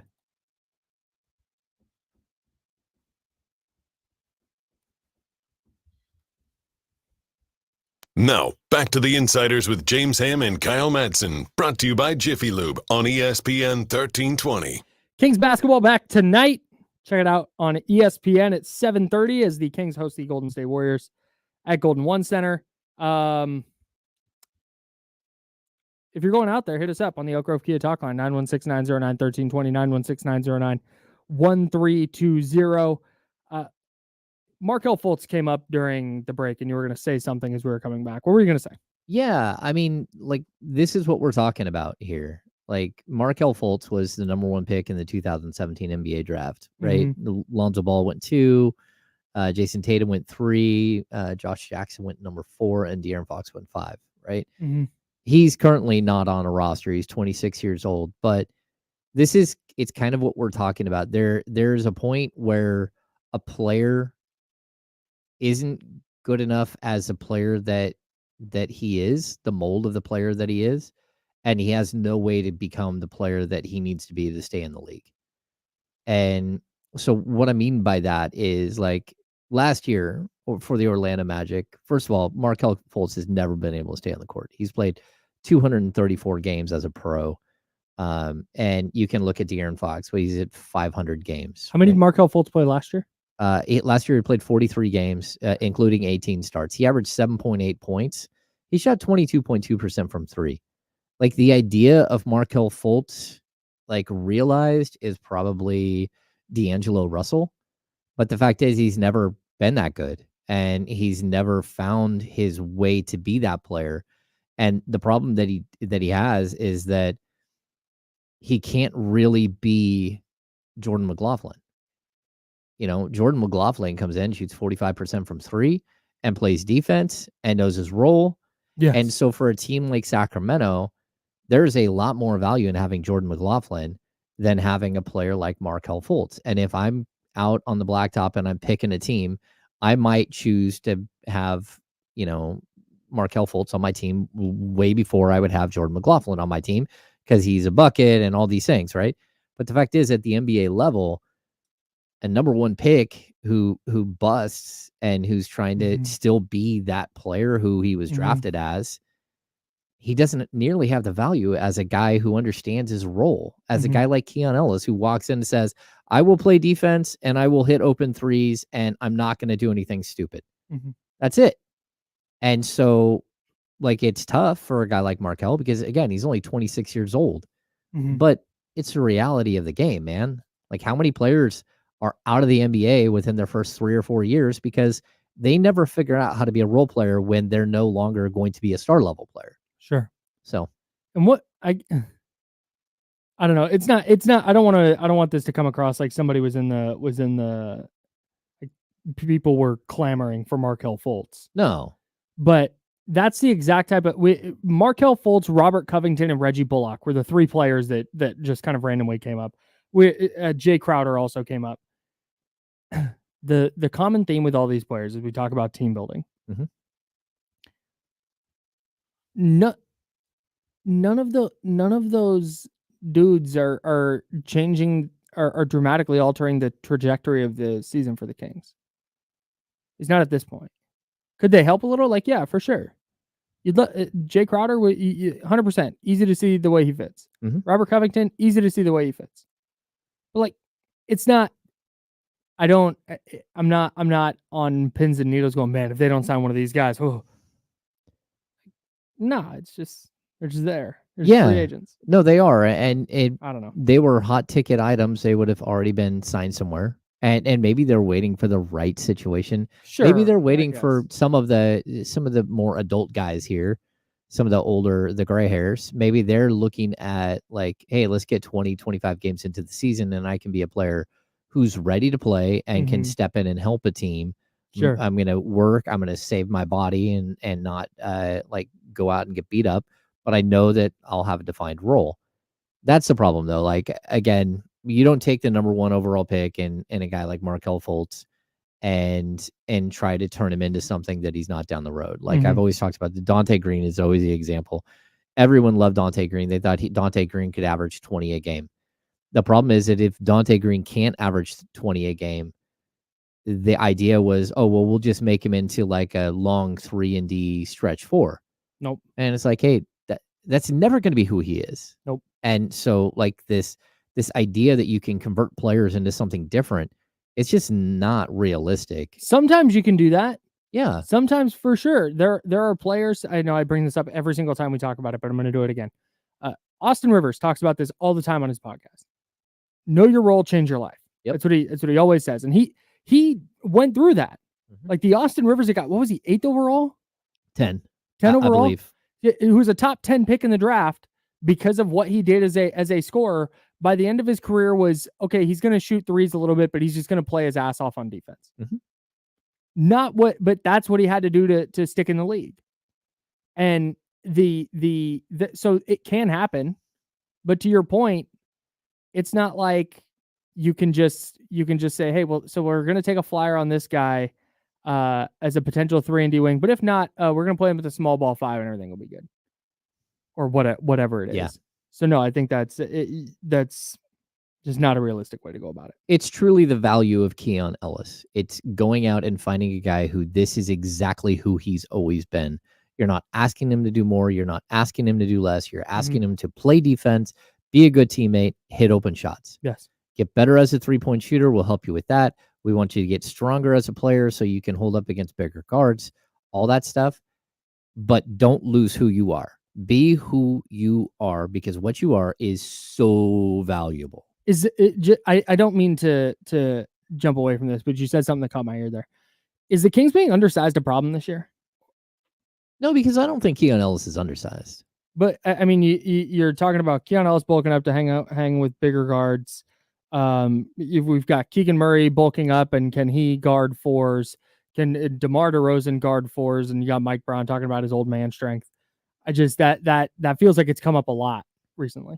Well, no, I mean, to be perfectly honest, yes, the Kings are undersized. I mean, their center 6'10" with short arms, and their power forward is a guy who played small forward last year and who chased guards all around on the defensive end last year. Their small forward is 6'5", 6'6", and 35 years old. But Keon Ellis is, I don't know what he's listed at, but I'm going to guess he's gained 15 pounds since he came in the league at least. And you can see that he's starting to fill out. Yeah, his little chicken legs are getting bigger. He hasn't missed leg day. He's a dude who is understanding what it's going to take to be in the league. Yeah. And when it's all said and done, his body is going to look more like Kentavious Caldwell-Pope than it does like young De'Aaron Fox, or like it than Malik Monk. Right. So yeah, I mean, that's what you're trying to build up players and to, like, that's part of the maturation process of a player. When they're 25, 26 years old, they are who they are. You're trying to maintain. That's at least the goal. is that they've become like full grown men. They've sort of gone through the second maturity stage of a person's life. And then you're just trying to maintain and build on who they are and have them be consistent. Yeah. But as a young player, yeah, man, it's tough. Like especially like we talked about with Keegan, like get bigger, get smaller. Like they just keep like create more, stand in the corner. Like yeah. what? Yeah, exactly. So, and I think as a personality, he's much more capable of taking all of that and processing it as opposed to someone who's fighting it the whole time. Like, oh, I don't want to be that guy. Yeah. I want to be this guy. Yeah. Yeah. So interesting, man. Just a fascinating year. That's the other reason though that like crashing the glass is going to matter a lot too. Oh yeah. Size does have an impact on rebounding, height, just like athleticism. But that's right. And that's just it, is if you get bodies in the paint and you're boxing people out and you're using athleticism, Keegan's 6'8". Like Keegan should be a good rebounder. And I think he is. Yeah. He averaged over 8 a game in college. Yeah. So that's what I don't know. I think it's interesting too. We talked about, I talked about this with Mike Brown yesterday, and he said like, look, Trey Lyles might not be the most athletic guy that we have, right? But he was our best crasher last year. Yeah, for sure. Because he's broad-shouldered. He he knows how to hunt a rebound, right? He's like, you have to look at NBA players and say, yeah, do we have the length and athleticism of a Minnesota Timberwolves? He's like, no. He's like, but NBA players, the gap between athleticism is like from here to here. Yeah, exactly. He's like, now, he looked at me and he said, if you and I were comparing us to NBA players, we're down here, right, and they're up here, right, and they're all in this little grouping. Yeah. For us to figure out how to be up here is impossible. Right. He's like, but the NBA player, it's all within like a very small margin of error. There's like a margin of effort. Yeah. Ostensibly. Yeah. Exactly. And he's like, yeah, like, is there 7'3"? Is there the outlier, the Victor Wembanyama? Yeah, there's an outlier. Yeah. But like the average NBA player, probably between 6'5" and 6'8", with a, plus 6-inch height to wingspan ratio. Like they're all around the same. Like their verts are between like 30 inches and 42 inches. Like, yeah, there are guys that can jump higher. There are guys that can do more, but there are also guys that are better at leveraging their bodies. And yeah. If you and Mike Brown did an NBA combine, who do you think is winning? Who do you think is? Oh, with my back, like there's no question. Like Mike Brown's going. Plus, Mike's bigger than, like, he's taller than he looks. Yeah, 100%. Yeah, I think Mike is like 6'2", 6'3". Deceptively tall because he's in Vans. Yeah. So he doesn't get the shoe boost. Yeah. Yeah. Yeah, I'm gonna say 6'2", 6'3", and we've seen the video. Mike can still move a little. He's a big dude. Mike can still move. Yeah. I think I agree. I'd love to see it though. Oh, I would sit there and battle. Yeah. It's like that video. Remember that video of Stan Van Gundy that went viral several years ago now? Oh, playing basketball. Where he's like crossing over and does a crossover and like a spin. It's like, Stan Van's got that in his bag? Oh, yeah. That's crazy. Well, you've seen the Popovich videos, right? Where Popovich going to the rack and like little fall away jumpers. And you're like, he's 70, 76. Current Greg Popovich? Yes. Yeah, you can find Popovich. It's so wild when you're good at basketball how you just never lose it. Well, yeah, you got the clearly the old man game, but yeah, right. No, that's what I'm saying. I mean, Popovich played, in the league. Yeah, like, no. Well, I'm not insulting the guy. I'm saying it's crazy that when you're good at basketball, you're just good at basketball for the rest of your life. No, totally. Like Steve Kerr's out here having shooting contests with Steph Curry. Like what? Why, dude? You're 70. Not 70. He's like 55 or whatever he is. 60? Yeah, 60. Around 60. Yeah, we had that like. It's just like if Steve Kerr went out to the free throw line right now, it'd just be cash. Yeah, we had that situation years ago at in Santa Barbara where the Kings were having training camp and they had DeMarcus Cousins, Jimmer Fredette, and Chris Mullin have a 3-point shootout, and Chris Mullin busted them, just crushed them. He hit like 15 straight. Ridiculous. Like when you're a bucket, you're a bucket. Kenny Caraway. Yeah. The jumper's still there. He's still got it. Oh yeah. It doesn't go away. Yeah, he still got the jumper. I forgot to turn on that computer today. My bad. That's okay. I meant to remind you at the break, and then I got into Oh, we had a live read. Yeah, no, we did. Kenny Caraway, the handoff coming up. We're gonna push all the. Your mic is up and on. If you would like to talk to the people while you're getting logged in there, we're pushing football stuff to tomorrow. I was just gonna say, hey, you're right. Jumper ain't never going away. Especially because you work on it in a walker. Yeah, man.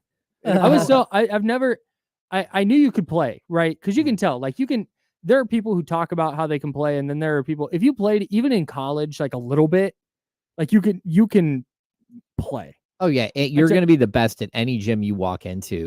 I played in like a rec league in Arizona. Our office had a team, and one of the guys in our office played a little bit at Point Loma Nazarene University. Well, I've been there. First of all, peep their baseball field, unbelievable. It's like on a cliff over the ocean. Yeah, it is one of the sickest baseball fields in America. I rappelled off the science building there one night in the middle of the night. I don't know how, but yeah, I did. Sure, I did do that. But so he played like minimal minutes at PLNU and was going for 35 minutes.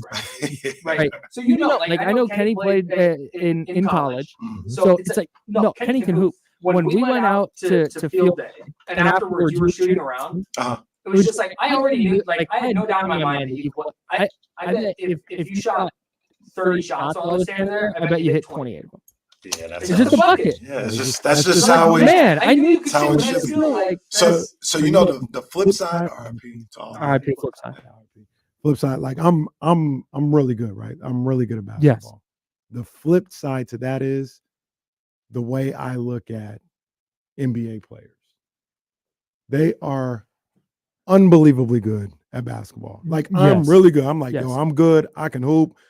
I'll beat probably anybody that's listening or watching to this show right now. Yes. NBA players might dog me out. Like that's how good they are. Yeah. And that's just like that's like your Terry Taylors, right? Then you get into like your Kyries and your Stephs. And oh my God. Like, oh yeah. I've always said this is unreal. I just want to stand there just as a cone, like not trying to actually defend, while like De'Aaron Fox crosses up and goes by me. Like I just want to know what that speed is like. Because like I know Kenny is cooking my ass if I'm trying to guard Kenny. I can't imagine what a guy like De'Aaron Fox, the fastest guy in the NBA freaking A, is the pace that he's moving at.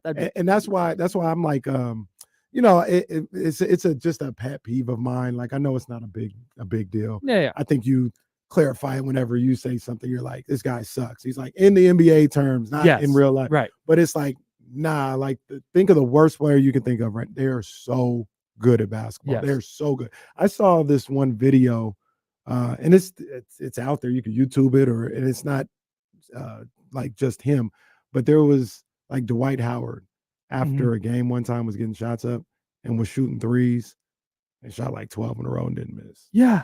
Like just catching shit, just Willie Cauley-Stein used to knock down threes all the time. Like, we watched Scalaby's here hit like 12 straight the other day. The skill level is just it's insane. Which is so bizarre to me when I see things like I'll never forget Mike Bibby in one of the finals that the Heat were in, and he was on the team and he could not make a shot. Like they were leaving him wide open, mid-range shots he had made his entire life, and he couldn't make it. And I just like how? Like, because I know if we go into the practice facility right now, you're gonna make 99 out of 100, and they're giving you the same wide open shot. And at this point in your career, like you can't knock it. It's bizarre. Yeah, it's bizarre sometimes. Yeah, those guys are so good. D'Lo and Casey coming up next here on ESPN 1320. What you watching for tonight with the Kings preseason opener? I mean, like everybody, I'm trying to see DeRozan. I want to see DeRozan in that Kings uniform, wearing that number 10. I want to see him hit his midi. You know what I mean? I just want to see DeRozan, man. That first time he puts the shoulder into the defender a couple times and then turns around and hits that little fadeaway from 15. Come on, man. I'm a pop, man. I'm a pop. It's so funny. We've had this we've been having this conversation basically all day about the Kings team building and how like the guys down the bench and who can be effective for this team maybe this year or certainly over the next couple of years as the top end of the roster gets a little more expensive, and who can you bring in who's the 6'8" Keon Ellis is kind of and that's why tonight matters is like can Isaiah Crawford play, can Isaac Jones play, what does Terry Taylor look like and all this stuff. But like bottom line is like we're all waiting to see number 10. We just want to see number 10 out there, man. Want to see what it's looking like. DeMar DeRozan, man. He's the Sacramento King. Let's go. I can't wait, man. I want to see that. But I do want to see like some of the stuff you just talked about. I want to see what Terry Taylor looks like. You know, I think, James, I think you had talked about, you came here one of the days and you talked about Isaiah Crawford. No. Isaac Jones. That's yeah. And you talked about how he had kind of, stood out a little bit in training camp. So I want to see how that transfers. I wish Devin Carter was playing. I'd love to see him out there. So, after seeing DeRozan for a little bit, then I do want to tap in and see some of those guys who might be the 11th, 12th, 13th guy on the roster and see what they're looking like. See if somebody can surprise. It's one thing that Monty kind of has done a little bit, just a little bit. We look at Keon Ellis and trying to think if there's anybody else right now. I don't know. But he has it feels like he's found guys like that. He's found guys like Terry Taylor, like, oh, he's a solid little player. You know what I mean? Kessler Edwards did a little bit. We like Kobe Jones, Trey Lyles.